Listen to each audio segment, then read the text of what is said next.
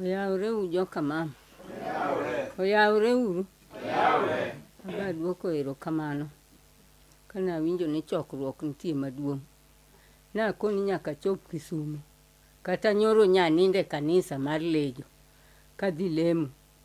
Nikech aneno gima lejo konyona. Ibaya gi himbe madongo. Taneno ka ruoth leng'ona. Kendo ayie ni Maria konya.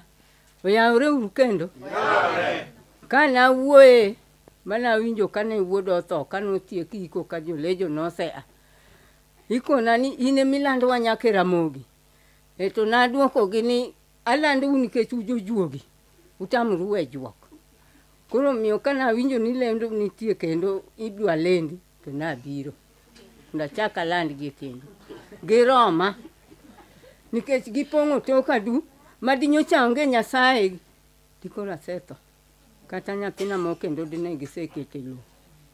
Omiyo litna. Oyaure uru kendo. Omiyo aduoko erokamano ni kanisa lejo.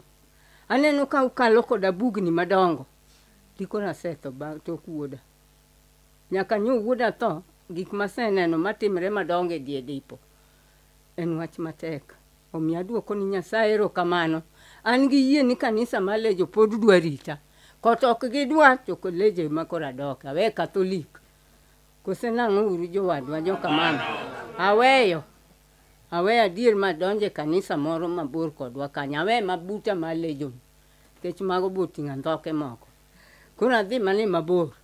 Koro mi aduoko erokamano ni joka mama. Utem dhach koda. Kendo umed lamona ni nyithindo. An kama tek e die depo. Jowadwa kutimo kamano. Aduoko erokamano Nyasach loch. An nyinga Pamela Tien. Anyase meka ileta teda Sembo. Koro aduoko erokamano. Jo Kristo duto. Mange ma an go. Amoso noyaure. Oyaure uru kendo. An nakiaga lejo ni. To yuore momiyo ang'e lejo. To lejo konya.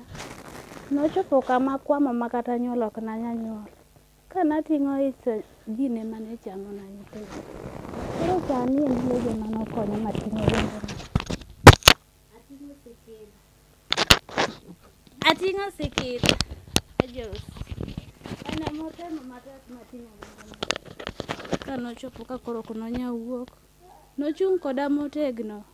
Mokonya. Manyuole. Agone Nyasaye erokamano kamogola. Kata kuneno ka sani alil kaka nalil ni. An ok nang'e nanyalil kama. Lakini agone Nyasaye erokamano.